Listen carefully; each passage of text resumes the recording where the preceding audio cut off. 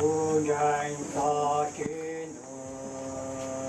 Nhà đại di hoa hương hoa tan ra, nhà tu chi tế, cung danh cho Giêsu Christ, nhà chư tu lại tu tư rằng, nhà bê tu hoa tai, lại chư yin chưa hoa ta nữ sai lo hoa này, nghe yo ta cầu chia ma lia lo, lu trái ti la to hoa no,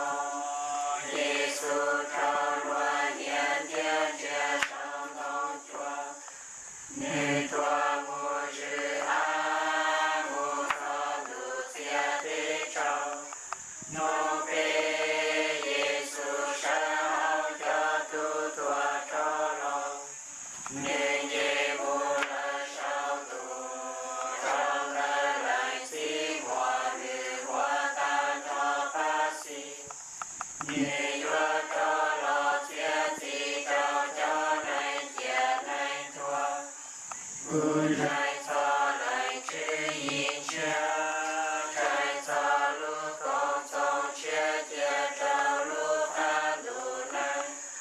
trái cho trong lại chia si công tu lu chia chi, trái cho kia đa sao, trái cho lại này lu chi kia sơn cho lo, trái